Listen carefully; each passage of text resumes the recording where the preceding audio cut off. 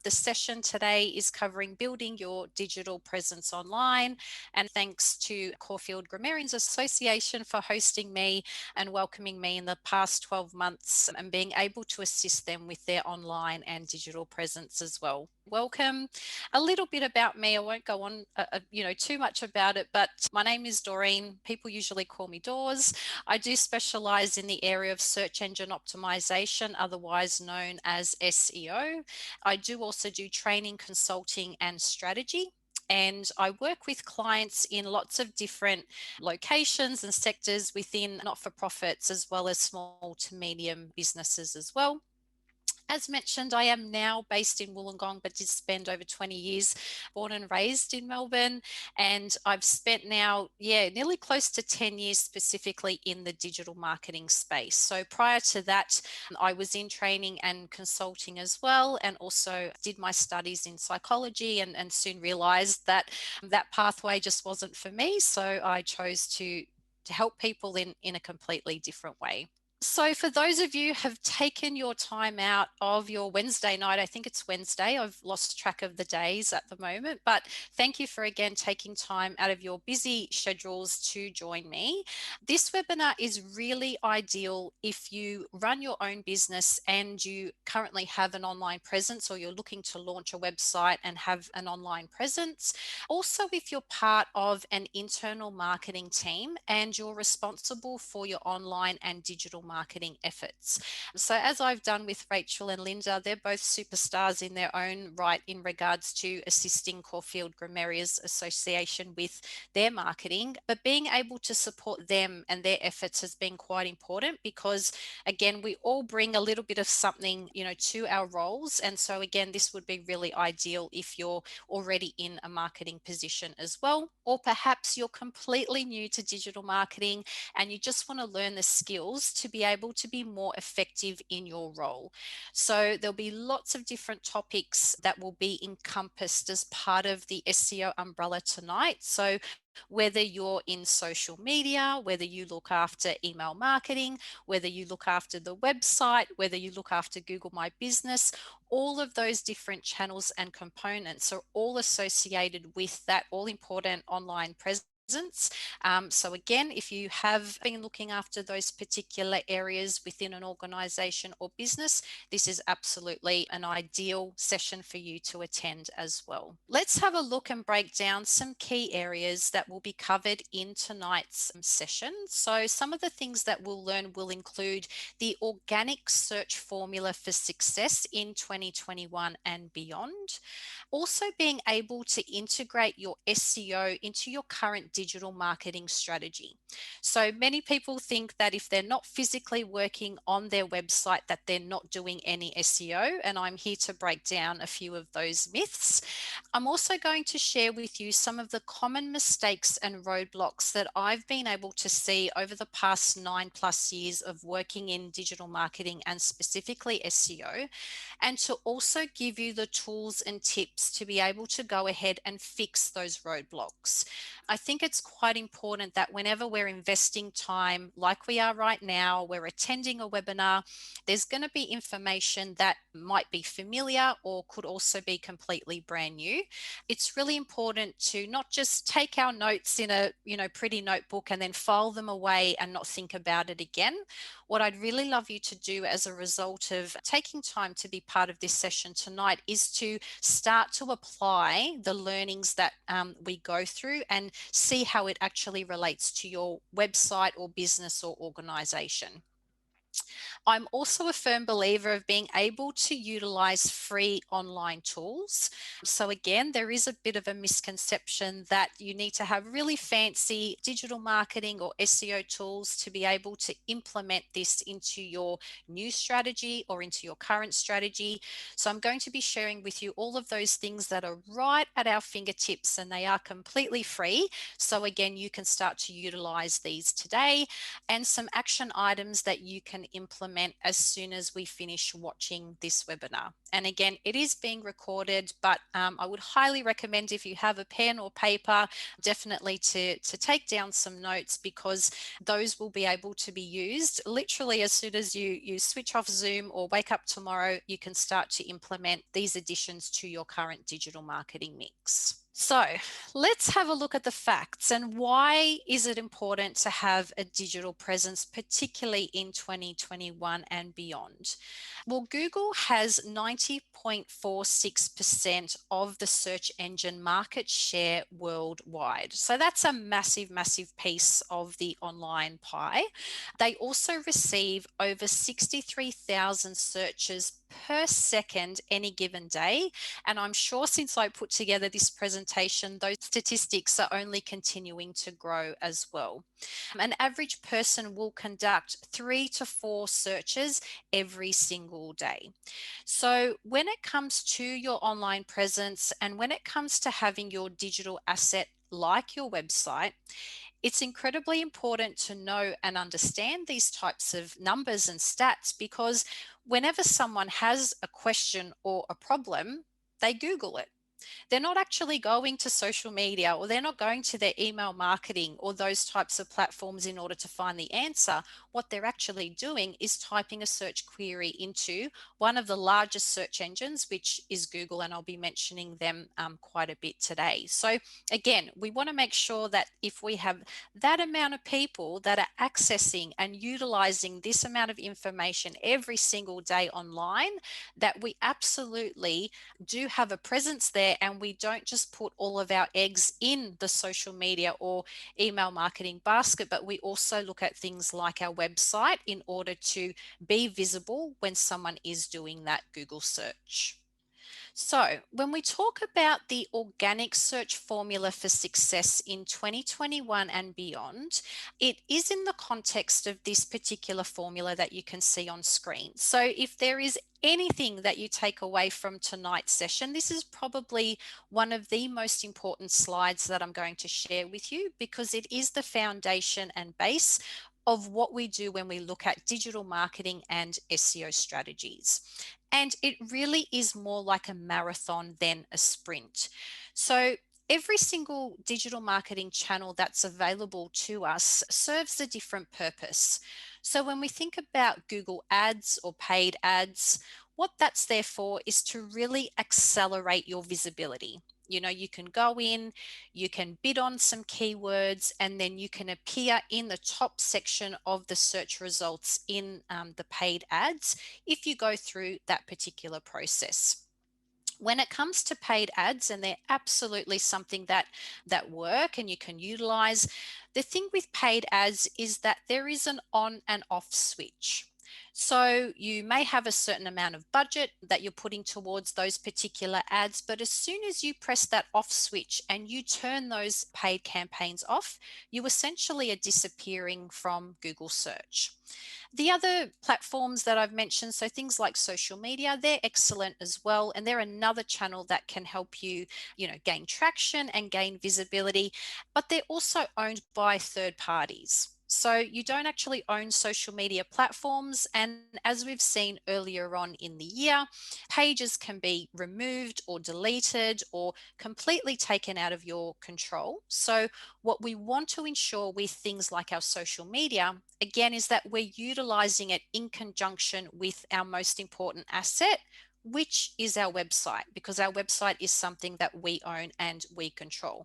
So it's not to say that paid ads are not good or don't work. They absolutely do.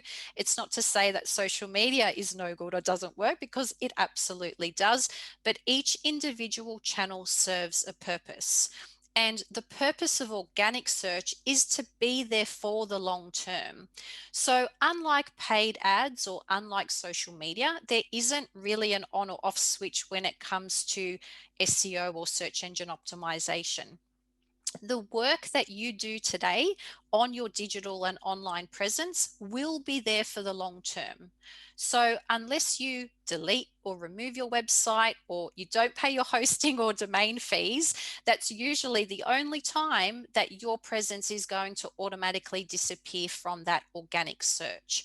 And so it is going to take a little bit longer than it may do with paid ads. It may take a little bit longer than it may do with social media, but with implementing SEO into your strategy, it means you're going to be there well and truly after your ads have finished or you've stopped posting on social. You are going to continue to have a presence there. So what I want to do now is just break down this formula to you so that it makes sense and it's in context with your own business or your own website.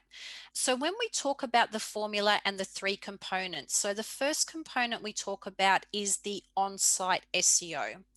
So when we talk about on-site SEO, this is to do with anything that is physically on your website. So if we think about things like your website pages, this also includes your content. We also, think of things like our metadata or our meta tags, and that's the information that we can see when we do a Google search and they return those results. We also need to ensure that we have a sound URL structure. So every single page that lives on our website has an address and has a purpose, and it also has an opportunity. Every single page of your website, which is quality and value, serves an individual and independent purpose that are related back to the core goal of obviously the business or the organization. Your internal linking strategies, so the way in which you link your pages to each other, is also a really important component of on-site SEO. Now, the reason why internal linking strategies are important is because, again, it's providing an indicator to search engines like Google that there is a relationship between the pages and the content that lives on your website. So, for example, you might have a home page, and on that home page, you may make a notation or mention, for someone to get in touch with you. And that little call to action or that little notation will then connect to your contact detail and your contact page. So what we're trying to do is make that online user experience as seamless as possible, but we're also letting search engines like Google know that there is that relationship between our website pages. Now, the other component of the SEO formula is the offsite component. And when you think about offsite, think about all of the things that you're doing away from your website. So it's not just what you do on your website that counts. It's actually the things that you do away from your physical website that also helps you build authority and credibility online. So to give you a couple of examples as to the way in which you can build that offsite SEO presence is with things actually like your social media profiles. And a common thing that I get as feedback when a new client is, coming on board is, we haven't done any SEO. We've not updated our website. We've not changed our content. We've not added any content. And one of the first questions I'll ask them is, do you have social media profiles? And most times, I would say probably 99% of the time, most organizations or businesses do.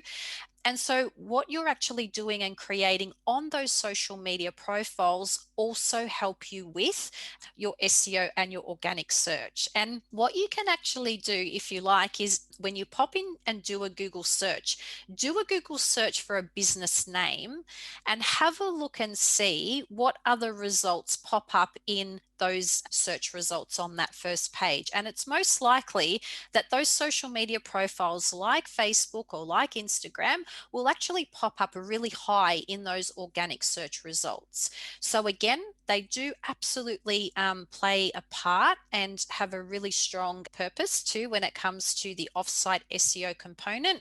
Again, it's just realizing that what we do on site is equally as important. Now, the third component of the SEO or organic formula is the technical SEO. So it's not just about adding great content. It's not just about having really great, social media platforms, but it's also about maintaining the technical health of your website. So these are things like ensuring you don't have 404 or dead pages. So you yourself, when you're doing a Google search and you come up with a result, sometimes what happens is you'll click on that result and it will take you to a 404 or a dead page. And that's really not great for user experience, because when someone isn't finding what they need, what ends up happening is that it sends that indicator to search engines like Google, and it basically tells Google that you're not providing the best user experience for their online users. So we've really got to ensure that we keep the website health and the technical component up to date and healthy.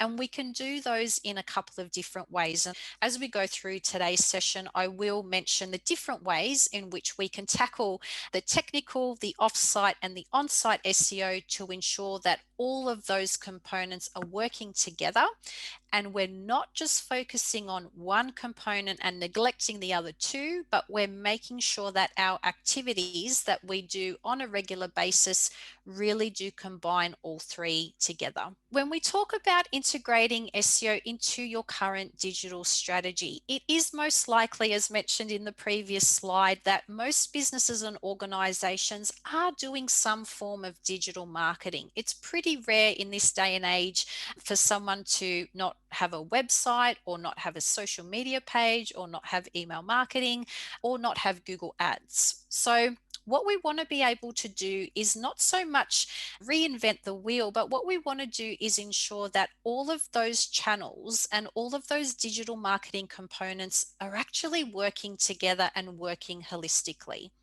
So your website content is one of those areas that's critical and very, very important for your visibility and your organic search online. And the reason for that is, again, because people are doing Google searches in order to find the answer to their question or their problem.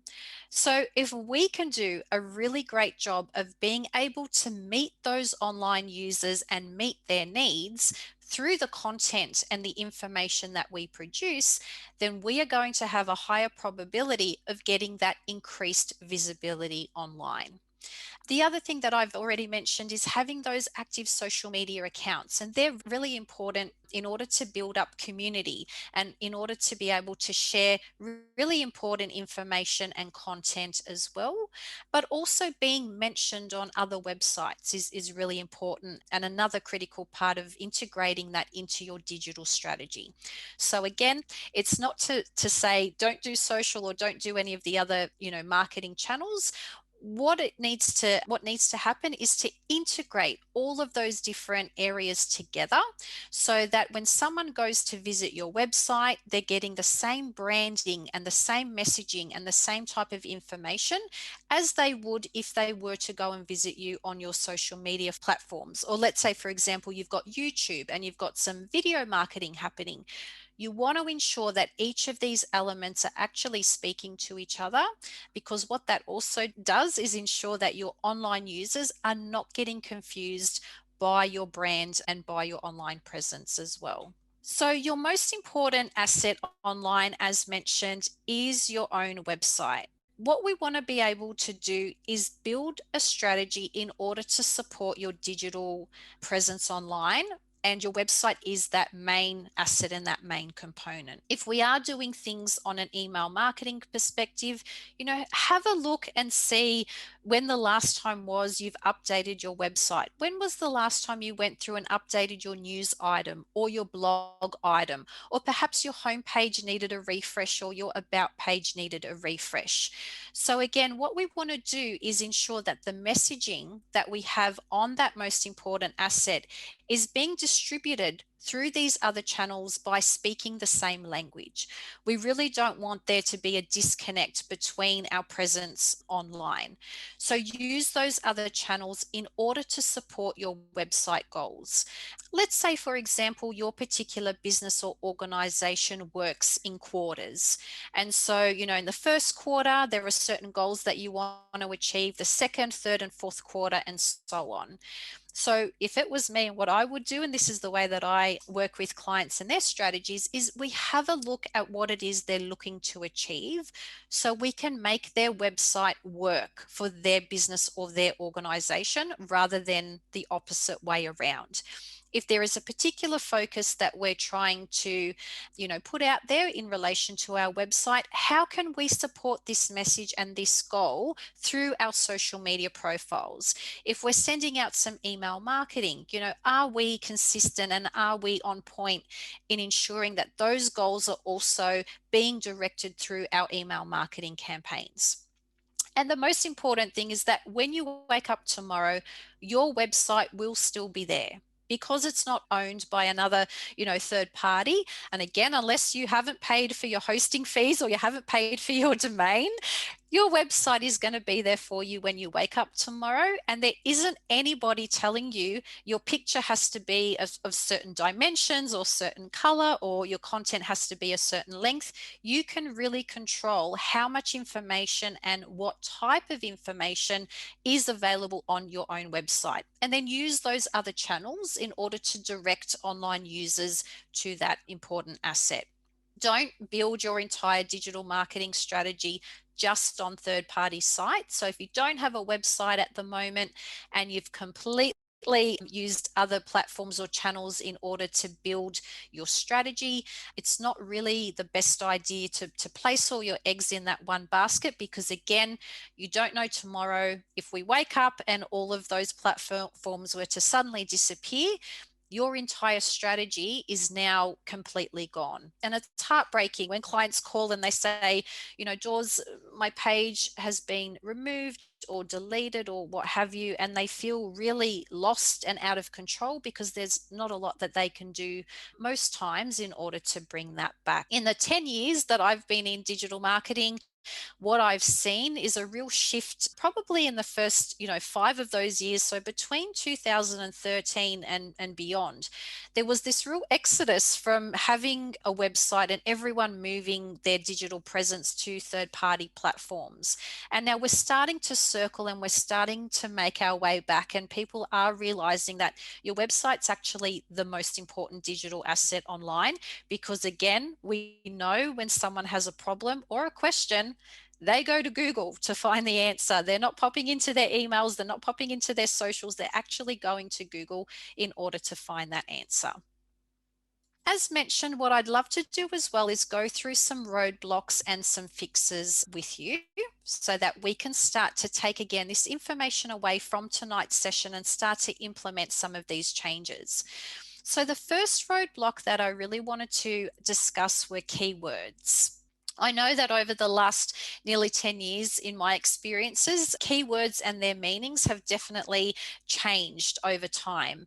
And some people also comment and say, oh, well, SEO is dead and keywords are not really relevant. And I guess, look, a couple of those things, if we really dissect it and break it down, SEO in its usual state or normal state many, many years ago absolutely has changed, and it has evolved over time. And the way in which we use keywords is not necessarily the way we've been taught to think about them. Most people would say keywords are things that need to be on that page one, position one. They double or they triple your traffic. And I guess I want to break down keywords a little bit further than this too. When we have a website, when we have a business, absolutely, we're creating those website pages with those all important words or keywords or terms, whatever you'd like to call them, so that we can ensure that they're meeting, users when they're trying to Google or type something in. Now, over the past nearly 10 years, there have been so many different algorithm updates with Google. It's been a little bit hard to keep track of, but the reason why they keep making and making all these changes and algorithm updates is they're trying to provide the best results possible for online users. So nobody likes to do a Google search and end up with this completely random result that's not related to your initial query or question. So what they're trying to do is really look at ways in which they can improve that user experience and obviously keep more people on Google. When someone says it's really important with keywords to be on page 1, position 1, that doesn't always necessarily mean that those keywords are going to convert. What that means is even though you can optimize for a particular keyword, that doesn't necessarily mean that it's the best one to use. And when we think about organic traffic and we think about SEO, one of the other common things is that, picking the right keywords are going to increase your traffic by double or by triple. But again, if we don't have those qualified users and we don't have the right people actually connecting with our message and connecting with our website and our search, then, most times it's going to be not the best use of that effort as well. The way in which I want you to think about keywords is to think about them in 3 different ways. So the first type of keyword, because not all keywords were created equal, the first type of keyword that I want to mention is the short tail keywords. Now, a short tail keywords is a search phrase that usually only contains 1 or 2 words, and their purpose is to target mass audiences. So if you're thinking about doubling or tripling your traffic, then absolutely short tail keywords will be the way to go, because they're really not honing in or niching down on your particular customer or potential client. So if I was to use an example of a short tail keyword, say for my business, my short tail keyword would be SEO. SEO could have many, many different meanings to many, many different people, but that could absolutely be the way that I could target those mass audiences. So if someone was searching for SEO as a definition, if someone was searching SEO because they want to learn SEO, if someone was searching for it because they want SEO services, it's really making that audience quite broad. And to be honest, it's not really meeting or matching my needs as a business owner or a website owner, because they're not necessarily going to be qualified users. So they're not going to be people that specifically need my particular service or need my particular help. So this is where we then move into what we call long tail keywords. Now, long tail keywords are search phrases that contain at least 3 or more words, and what they're used for is to target more niche audiences over mass audiences. So instead of casting the net out, really wide, long tail keywords are saying, look, we are specifically looking for this particular type of online user in order to connect with our message and website online. If I was again to use myself as an example for a long tail keyword, instead of just using the broad keyword of SEO, I would perhaps use a long tail keyword such as local SEO consultant Wollongong. Okay, so now I'm really targeting, for example, the Wollongong audience or the Wollongong area. And with using that long tail keyword, I can actually start to again differentiate between really niching down into the people that I want finding me online versus the masses who are going to double and triple my traffic but don't actually need my product or service. Now, the other thing we need to keep in mind are what we call ego keywords. So ego keywords are phrases, they could be short tail and they could be long tail, but it's one of those things that your organization or business is like, you know what, we have to get on page 1, position 1 for this particular keyword, no matter what it costs, no matter how many searches are done for this keyword online. And it really isn't the best way to maximize your return of investment. and whether that's your budget or whether that's your time. Again, using myself as that example, if I was to optimize my keywords for SEO agency, that's a really big ego keyword. And the reason why it's an ego keyword is that it has high competition levels. Every second person is working in the digital marketing space, and it's really not going to connect me to the right people that I need my service or my products to help. So it's one of those keywords that it would be really, really lovely to rank on page one, position one for in Sydney, in Melbourne, in Queensland, all across, Australia. Hey, let's take on the US and New Zealand as well. But at the end of the day, it's not going to be the best use of my time or my budget. I'm actually better off using longer tail keywords where I can really niche down into my target audience. And that way I'm making a connection rather than just attracting the mass audiences. And there's a really big difference between attracting online users and connecting with online users.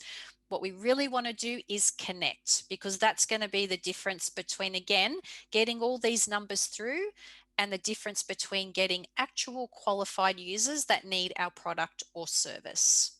I guess another good question when we talk about keywords is, where can I find keywords? And keywords are absolutely everywhere. And again, there's lots of free tools that you can actually use in order to do some of that keyword research. I've listed a couple of ones here. So brainstorming is absolutely the best way to kick off your keyword research. So if you're thinking about tomorrow, waking up, thinking about the session today, and you're like, right, I'm going to set myself some activities and some tasks, and I'm going to start to refresh and update my website. The first thing that you want to be able to do is actually start to brainstorm those keywords. Now, the reason for this is because online user behavior changes over time. And we've really been able to see this actually with the pandemic. So each time we go into a lockdown, or coronavirus is a really hot topic of conversation, what we tend to find is online searches tend to change and increase. Like face masks become more popular at certain times of the year, and we can actually track that based on the different things that are happening in our world, unfortunately, at the moment. Sitting down, whether you're a solo business owner or whether you work with a team, to sit down and really think about the keywords that online users would be searching for in order to connect with your product or your service. The other thing we can do is actually use a tool called Google Suggest. And I've given you a little screenshot here, but I also want to do a little bit of a live version in Google Search as well. What I've done is I've typed into Google Search, do I need a local plumber to change taps? We're actually going through a bit of a bathroom renovation at the moment. So this was one of the common things that I've been Googling myself as an online user in order to know what result shows up. So what you will find if you take a little bit of time to click back in your Google search is this suggest box. So what Google has kindly done for us all, completely free of charge, is they've provided us with a whole list of questions that are related to, do I need a local plumber to change my taps? Okay, so let's say your business is, you're in the business of plumbing, and this is what you do as your business. You'll be able to see through Google Suggest in a free Google search exactly what types of questions people are typing into Google, because Google has kindly provided those to us as suggestions based on the searches that have already happened over time in Google. So this is a great way to really think about some additional keywords that you can use in relation to your particular search. The other thing that Google has kindly done is, if I scroll down these search results, and these are all organic search results, by the way. So if you don't see an AD next to those search results, it means it is an organic search result. If you see the AD, it means that business has actually paid for a Google ad in order to show up there. But the other really clever thing that I wanted to show you in a free and simple Google search was this little people ask box. Google is constantly testing out different updates in regards to their search results. The reason for this is they're trying to keep their online users on Google for as long as possible. So if they can help you find the answer to your question and they're doing a good job of that, you're obviously going to continue to use Google as that search engine and as that particular product. What it also does is if you click on one of the people ask results, so you'll see at the moment that there's 4 results coming up in this little panel. But what happens is when I click on that search result, those results will start to expand and grow. I highly recommend that if you're doing keyword research and you're using either Google Suggest or the people ask boxes, that you put your egg timer on or maybe your phone timer on your mobile phone, because you can go down a rabbit hole and you'll be there for hours clicking on all these different results and seeing all these different opportunities that you have completely free and at your fingertips. I usually set my timer for about 60 minutes. That gives me a really good time to go through my brainstorm list, to go through my Google Suggest list, to have a look at the people ask results. And also another section that we can have a look at is if we scroll all the way to the bottom of page 1 on Google, we can actually see at the very bottom, there's also related searches. So if you get completely stuck and you think, I can only think of short tail keywords, Doors, I really don't know what those long tail keywords are, please go and do a free and simple Google search, because Google has collated all of this research and information for you in these really easy to find and to click on results. So again, you'll see at the bottom here, the related searches, they're giving you another set of different types of keywords, and they're even highlighting them for you in darker text. So you'll see that people, when they talk about or Google plumbing, there's some keywords that are popping out here. So plumbing obviously is one of those, but even location. So Queensland is popping up. Western Australia is popping up. New South Wales is popping up. A lot of the who, what, when, why, how, a lot of those questions also pop up in Google. So what plumbing can I do myself? Do you need a plumber to change a washer? How much do plumbers charge to change a tap? So it's all about those who, what, when, why type of questions as well, that we want to ensure we are integrating into things like the content that lives on our website. Because again, if we can match those user needs and we're able to provide those answers to those all important questions, we're going to have more opportunity of increasing that organic and online visibility. I'll go into it a little bit further as well, but there's another way that we can use this people ask box and the suggest box as well. But again, this will give you a really good start as to starting to go through and really refresh the keywords that currently live on your website. The thing is that I'm learning new things each and every day, because Google is constantly revising and changing the different results that they're sharing with online users. Each time we're finding little things that we can utilize and really take advantage of in order to look at our strategy and make sure that we're maximizing that for online needs as well. The second thing I wanted to mention as a roadblock was content. Now, there is this misconception whenever someone is perhaps updating their website and they're going from an older website to a more new and improved website, that they have to completely remove and delete all of their content with it. And I'm here to tell you no. The reason why it's no is because content is meat on the bone. Content is what tells search engines like Google what your website pages are about. So if you just create really beautifully looking web pages with gorgeous pictures and lots of videos, and you've reduced your content to a minimum, you've probably also sliced your visibility in half. A common thing that I get when prospect or a new client is coming on board is that the reason they've lost their visibility is because they had an old website that was pretty daggy and wasn't really up with the times, and they've transitioned that to a beautifully looking website. But in doing that, they've lost literally half, if not more, of their visibility in that process. And most times it's because, again, they're trying to make something look good, but if no one can find it, it's actually pointless. Okay, so we have to make it, we have to optimize it so that it not only looks good, but it can also be found, because there's no point in building it and they will come. They absolutely will not come. I've had firsthand experience of that. We need to add meat on the bone for search engines to find us, to deliver us as those results in organic search. So the one thing that we really need to keep in mind when we think about our content and when we think about our audience is user intent. Okay, so what is the intention behind someone doing that Google search? Now, Search Metrics defines user intent using the following description, and they say that user intent or search intent states which goal or intention an internet user has when entering a search term into a search engine like Google.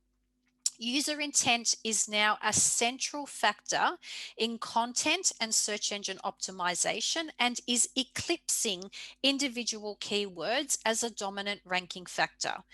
Now, I'll break it down in simple terms, in simple English here, because I know that's a bit much, but all it's basically saying is those individual short tail keywords just don't cut it anymore. If you're just going to optimize your website for SEO, that's actually not going to get you very far, because with user intention, with the constant updates of algorithms, with artificial intelligence and all of that technology happening, online users as well as Google understand the context and the connection between different types of keywords. So it's not good enough anymore just to have one keyword and optimize that and use that 10 times on one page. It's really just not going to be the most effective use of your time or of your strategy. So what we need to do is we need to think like our users, we need to think like our customers, and we need to sit there and go, if this was me and I was searching for this particular product or service, what type of searches would I be putting into Google in order to find that as a search result? Okay. And sometimes this can be really, really difficult to do, particularly if you're working in-house or you're working really, really closely with the business. And it can be difficult to have those fresh pair of eyes give you that external perspective. So what I highly recommend, and again, it's completely free, is that if you currently have a website, share it with your friends and family, or share it with anyone who'll give you 5 minutes of their time, and actually get them to provide you with some feedback and ask them questions like, do you actually understand what my website or what my service is just by reading the content that's on my website pages? And I know I do this for my own business. Each time I create a piece of content or a new web page, I will actually send it to someone who's got no idea about what SEO even stands for as an acronym, and I will get them to explain to me what that content is saying. Now, if I can see from their expression on their face, I'm totally clueless, I've got no idea what that piece of content means, it means I haven't done a good job or a good enough job of being able to share important parts of that information so that someone can understand it as well. The other thing we need to keep in mind is that not all online users were created equal. So people are at different stages of online search when they're doing a Google search. You know, you could have people right at the top of the funnel. These are people who are just researching a particular topic or a particular area, but they don't have the knowledge and they're really just doing their research at the moment at that top of the funnel. Then you've got people in the middle of the funnel. So let's say they do have an understanding about a particular topic or product or a service, and they're now starting to do a comparison research and they're comparing your service or your prices between that of you and your competitors. And so we need to understand again that not everyone is at exactly the same stage. The next stage of that funnel are people who are at the bottom and they're ready to buy. So they've done their online research, they've done their online comparisons, and they're actually ready to press go and they're ready to press buy. So when you're thinking about the content on your website and you're thinking about user intent, also think about the different stages that online users go through when they're trying to find a particular product or service. What I see very commonly across many websites and businesses is that we speak to our online users as if they understand and know what we're talking about. And again, they're not all at the bottom of that funnel. So we've got to do a really good job of breaking our content down into little chunks, into little understandable pieces, so that no matter what part of that funnel people are coming in from, that we're able to meet them where they're at. They may not have heard of SEO before, but perhaps thanks to a website page, if I've done a good enough job of being able to explain what that topic or what SEO is, then they may go through to the middle of that funnel and they might start to do a comparison search of my services versus that of my competitors. And hopefully they then make it all the way down to the bottom where they're ready to go and they're ready to purchase services or whatever the product or service is. If you're going to go ahead, and you absolutely will after today's session, I want you to take these notes and start to implement them. Go ahead and start to review that content and just ensure that you're creating valuable content. So it's not about the numbers, it's actually about the quality. If you've got 200 pages of your website and they're really not useful or they're not helpful for your online audience, then it may be time to review that content and see how we can improve upon that based on the keyword research that we've done through our brainstorming, cross-checking it against Google search, and then also having a look at things like that people ask box. I did mention that I'll come back to this people ask box again, which I will. A really important section of many websites is definitely their homepage. Your homepage is usually the most visited page out of your entire website. I think only 0.1% of clients that I've worked with where that's not been the case. So most cases, your homepage is going to be your first impression and is going to be one of your most important website pages. Another really important page that not all businesses or organizations have is a frequently asked questions page. Why is this important?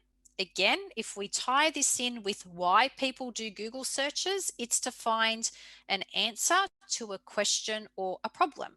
So if we can create a really effective frequently asked questions page, what we're able to do is start to answer questions that people are Googling. Now, obviously, they need to be relevant to your business or to your product or service. I certainly couldn't have frequently asked questions about plumbers on my site, so definitely keep it relevant to your topic or area. But what I would love you to do if you get really stuck and you we have about 4 or 5 questions from our current customers, and they can probably pop onto our frequently asked questions page. What I'd also love you to do when you're refining and updating your website content is to have a look at what people are asking. Google again has served this information on a platter for you. They're saying to you when someone types in, does a plumber fix taps? They're also Google searching all of these other questions. Now, the reason why when we click on these results, that local heroes is popping up as a result is because they've done the best job with the content that they've provided on their website in answering that question.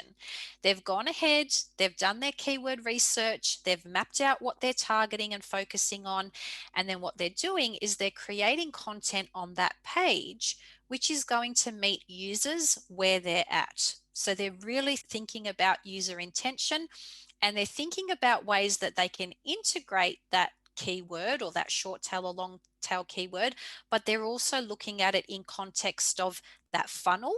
So where users are in that online journey, what kind of questions are they asking and what kind of answers are they looking for, and then obviously providing content that matches that user's needs. If you get stuck and you think, you know what, we've only got a couple of frequently asked questions from our current customers or clients, that's okay, because you can actually pop into a Google search where you can see what the most common questions are, and you can start to refine and collate these for your own frequently asked questions page to start to target and meet users with their needs as well. Roadblock number 3. So now we're going to get into usability, and this is a pretty big one. Google recently also released another algorithm update that was to do with what we call the core web vitals. And as mentioned at the very beginning of the webinar, there were three components of the SEO formula, which was the on-site SEO, the off-site SEO, and then the technical SEO.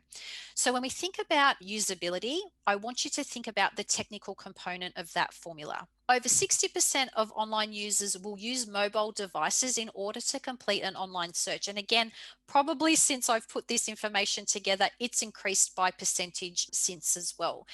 So it's not good enough anymore just to have a website that looks and performs well on your desktop. Whenever someone picks up an iPad or whenever someone picks up an iPhone, we have to ensure that your mobile is automatically responsive and is going to detect and understand the size of the device that people are using. Okay, so that's what we mean when we say responsive website. It's responding to whatever platform or device a particular person is using, and it automatically understands what those measurements of that screen are. Now, pages should be rendering to adjust to those different devices automatically, and usability is important to maximize your available audience and minimize your bounce rates. So bounce rates is one of those things where an online user finds your result in organic search, they click on that all important organic search, but then they're bouncing off that result because it's either not responding the way that it should. Perhaps when they're going on their mobile phone, they're having to drag the screen across with their entire hand and almost, pull a hamstring, just trying to access what they need on your page. So you want to make sure that you're minimizing all of those types of things, because again, it's another indicator to Google. If you're not providing the best experience online for users and they're bouncing off and they're going to your competitors, they're not going to show you highly in those organic search results, because it's giving them the indication that you're not doing a great job of it. What I've done in this presentation as well is I've added a few links where you can go and check some of this information yourself. So there's a free checking tool here to check mobile usability. And when you click on it, it will actually open up a new window where you can pop in your website URL and it will give you a result. Now, one thing I want to mention is with all online tools, they still need human beings to operate them. Sometimes there is a reason why a particular result will appear using these tools. Okay, sometimes there is certain functionality that just needs to be part of your website and needs to be part of your business, and there's no two ways around it. Sometimes there are other modifications or updates to your website that are in place, again, for a purpose and for a reason. Please don't take this tool to your web developer with your hair in the air, screaming arms in the air that it's not working, because sometimes there's a very good reason why it's not.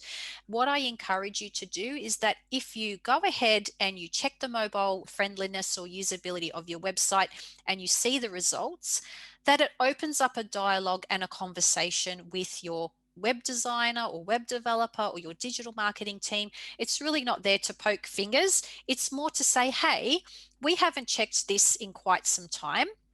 Is it time for us perhaps to revisit this? Maybe we need to pull the plug and build a new website. Maybe we need to go down that path because it's just not meeting online user needs, because it's not responsive, and it's just not responding the way that it should when someone's using a mobile phone or an iPad or whatever the device may be. So again, please don't take these tools as complete gospel. They're there to provide you with a discussion, to open up that dialogue and to see what kinds of changes may be able to be done with what you currently have in order to improve that online usability as well. The fourth thing that I see is speed. And again, this also is attributed to the technical component or the health side and those all important core web vitals. So the performance of your website and how quickly it responds, again, is another indication and can also impact your visibility and your search engine rankings. So if people are clicking on a result in organic search, you've done a great job of optimizing it, they're getting that result, they're clicking on it, and it's taking 6 seconds in order to load that page. we're going to lose that person. And I know 6 seconds does not sound like a lot, but pages need to respond and pop up within 2 seconds. This is our current attention span. Anything that takes longer than that, we're like, nope, we're out of here. We want something quick and fast because we're busy and we don't have the time to sit for 8 seconds to wait for a page to load. Now, some of the things that could be impacting it is your page's file size. And again, I mentioned previously that many businesses and websites will update their website with pretty pictures or videos and those kinds of things. It's okay to use those things. Just be mindful that their file size might be quite large, and that will also impact the speed and how quickly your pages are responding to online users. So if you're using any platforms where you can compress or you can condense your images, if you're using video and you have to use video, that's okay. Try to embed your links and your URLs into the page rather than using native video. So rather than uploading the physical video or original video itself, try and upload that to platforms like YouTube or Vimeo, and then just use your URL in order to embed that video into the page, so it's reducing some of that heaviness and is causing your website to slow down in speed as well. So there's another free tool that I'm sharing with you where you can actually test the speed of your website, and it's called Page Speed Insights. Again, please just use this as a dialogue. If you have someone looking after your website, it may indicate definitely a few recommendations that you can take on board in order to improve the speed of your website. But again, there could be some instances where integrations or things have been developed with a purpose in mind, and that purpose is really to serve your business or your organization. So definitely use it, definitely go in and check it out. But again, just please use it as a discussion point, because it always takes a set of human eyes in order to look at those findings, look at those results, and then to be able to diagnose really what's happening based on your understanding of your own business or organization as well. Roadblock number 5. So HTTPS, and what is it? What is the HTTPS protocol? So it's what delivers encrypted exchanges and is now a ranking factor with Google. So when you do a Google search and you see the little closed padlock in the top corner, I know with me, particularly if I'm doing any online shopping, which has tend to be a little bit a lot during lockdown. But I always, before I put any PayPal or any details in about me or my email, is I check to see that there's a padlock. And if we can actually see, my Google Doc presentation even is displaying it there for me. So I know that this site is safe. I know that if I visit the site, that it's not going to have any nasties on there that are going to be following me around and infecting any of my bits. But you will absolutely see that lock in the menu bar. And if it's not secure, it will come up in red. For many, many years, I've been preaching and telling people, please, please, please update your website to HTTPS, because eventually Google will remove you from search. They will not show your website any longer if you don't have that HTTPS protocol. And lo and behold, 2021, they've started to roll out and make some announcements that if you don't have that padlock and you don't have the HTTPS, that they are going to remove those from the search results. So if you've done a great job of social media, done a great job of email marketing, you've done a great job with your website, but you have not done that and you have not gotten that certificate, you can still actually lose your place in the organic world as well. What you need to do is ensure you get an SSL certificate. Now, because this is quite common these days, there are a lot of hosting providers that will provide the certificate as a complimentary feature. So it's a non-negotiable. We just automatically give it to you when you renew your hosting or your domain. If not, you may, in some instances, have to select or purchase a separate SSL certificate. And then if you're not sure how to implement it, definitely speak to your web developer, because they will help you integrate this and they will help you transition all of your URLs and all of your website pages from the non-HTTPS to the HTTPS version. So essentially, all of the addresses on your website pages will change because the new version of it at the very beginning will now be HTTPS. So make sure that you get someone who knows what they're doing in order to help you with it. I do not recommend doing a DIY if you've not done it before, because there have been instances where not great things have happened. And I know for myself, I would rather pay, the extra dollars to get it done and get it done right to ensure that it is safe and secure. Let's now go into utilizing free tools, because I absolutely love being able to access free tools. So what I've done is shared a couple of these in the presentation with you as well. One of those is Google My Business. If you haven't yet registered for a Google My Business listing, I highly recommend you do. Why? Simply because it's owned by Google. So it's kind of a no-brainer that they hold a lot of weight towards Google My Business, and it's also an opportunity for you to share posts. So if you've got a Google My Business listing, please go into the back end, look at the dashboard, because there's also opportunity there for you to share posts on Google My Business exactly the same way that you do on social media platforms like Facebook and Instagram, LinkedIn, and so forth.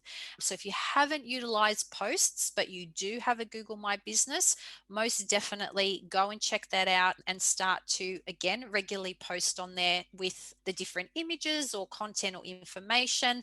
If you don't have a Google My Business account, all you need to do is do a Google search. So if you type in Google My Business into Google, what will happen is it'll come up with this little entry point. Now, if you don't have a Google My Business listing, it will get you to sign in or to manage it now. Okay. And it's pretty much like following the bouncing ball. So it'll say, we don't have your business listed with Google My Business, so you'll do a business name search. You'll see what pops up and then just follow the prompts after that. But simply just pop Google My Business into Google, and that will set you on the right path to get that registered and set up. When it comes to data, it's really important that we track and review our results. No matter what form of marketing that you're doing, nothing comes with 100% guarantee. Well, I haven't seen it if it does. It really is all a matter of looking at, what you've tried, what you've tested, looking at previous case studies or things that you've done, and make the best decisions possible based on that research. But if we don't review our data, we don't know if we're steering the bus in the right direction or not. So the two that I highly recommend are definitely Google Analytics. So Google Analytics will help you track and measure the number of users that are visiting your website. And this could be through organic search, this could be through paid search, this could be through social media, this could be through other off-site properties.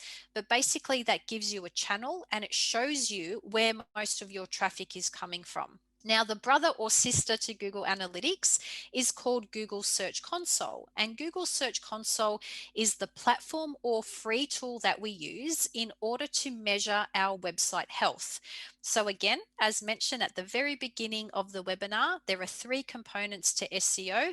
It's the on-site and the off-site, as well as the technical. So if you want to see what kind of shape your website is in and you want to keep it healthy and you want to keep it going, access Google Search Console, and that will also provide you with that information. So with both of those, again, if you want to have a look at Google Analytics, just type Google Analytics into search, and then it will come up with either the sign in or the register option. But that's pretty much the screen that you should see when you do that. And then with Google Search Console, which is just over here, again, really, really similar. Type it into a Google search and it will again pop up with the organic results that you can see here. So click on either of those, dependent on whether you have an account, obviously, or not. And then you can register your website with that completely free, so you can start to track and see the information that pops up there. The other one that I've mentioned is user intent and the Google search. So we've gone into that in a little bit more detail, so I won't repeat it, but just remember that when you type a search into Google, if you go backwards a little bit or go forwards a little bit, it'll drop down the Google suggest option and it will actually display for you all of the different and related searches that people are doing on Google based on the topic that you've typed in. Okay, so definitely use that. Definitely the people ask results if you're looking at updating things like your frequently asked questions page. Highly recommend that. The other one that I use as well is the keyword planner tool.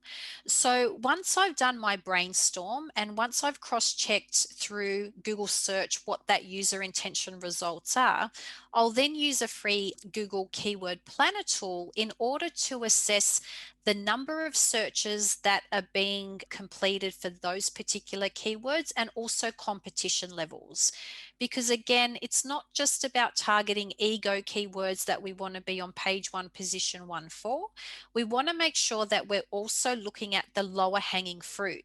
So are there some longer tail keyword searches that are being used by online users, and perhaps competition levels for those keywords are either medium or low? So the chances of us being able to get visibility for those keywords are going to be higher because the competition levels are lower.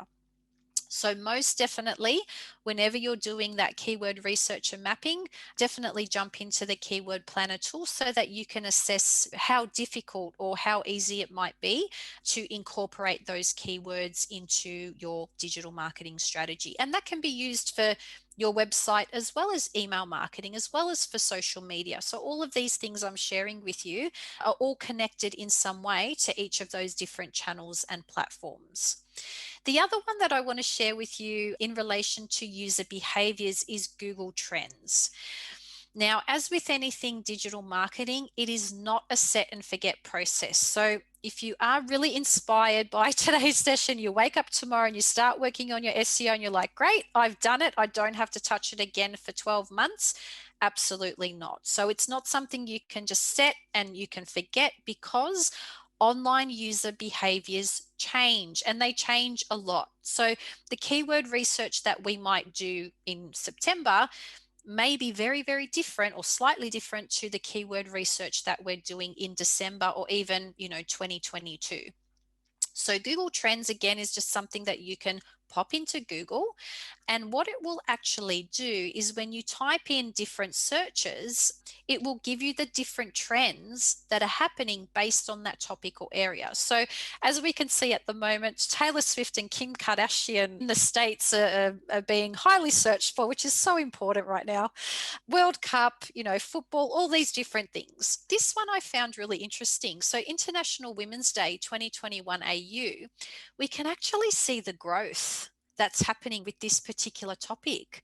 So like, again, just imagine, having these insights that you may not have considered before to try and make some more informed decisions about your digital marketing strategies and how you can start to integrate things like your SEO and your website updates into looking at this data and seeing how it can work best for your organization or business as well. So again, whenever we go into pandemic or things like face masks, anything related tends to go up as well. But again, it's just really interesting to see. And you can also go through and see different years in search. It's just, again, put your egg timer on, because you could be here for a while. Once you start clicking around, you might be there for a little while. But yeah, if you've not used it before, definitely something that I highly recommend to integrate that into your strategy. Action items. This is probably, again, one of the most important things to take away. It's not just enough to take all these notes and try and memorize everything. What we need to do now is actually take action to see if we've been able to absorb the content, absorb the information, so we can apply it to our own businesses and organizations. So first thing I would do is I would make a list of your key online goals. What is it that you want to achieve? And this is so common. People will say, we don't really know. We just want more people. We just want more customers. That's not enough. We have to break it down and really look at what our key online goals are, so then we can develop a strategy and plan around that. Another thing that I would do is create a to-do list in either Excel, or I like to use Google Docs because I can take it around with me anywhere, whether I'm on my desktop or on my laptop. It's really easy to access. And start to create a list, a top list. Maybe you want to start with 5 things that are priority for you right now. Just put those in that list and start to work towards them. The next thing I would do is start to create that all important keyword list. Again, not because of the page one, position one promises or the doubling or tripling of traffic. We want to meet user intention.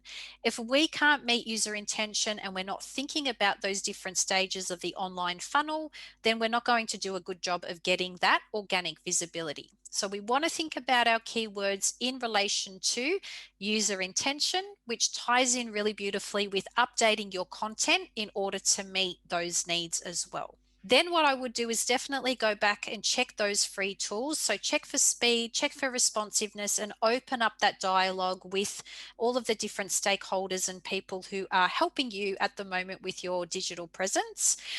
Then what I want you to do is plot your monthly tasks into your calendar. If you are at the moment utilizing 5 hours a week or 5 hours a month for social media, I want you to chop that time in half and I want you to put that towards your website and your content. Okay, don't just put all your eggs in that basket. I want you to think about how you can integrate your website into those different channels and make sure that you're making time for it, because we're really good at helping everybody else and we tend to leave our own businesses and our own websites last. I know I'm guilty of that too. So now we have to put time in the calendar and make sure we stick to it. And of course, just to keep moving forward. There'll be lots of things in today's session again that might be new, might not be so new, might be a bit of a refresh, but it's really important again that we don't just tuck the information away and walk away without taking action. We do need to implement these and ensure that we keep moving forward.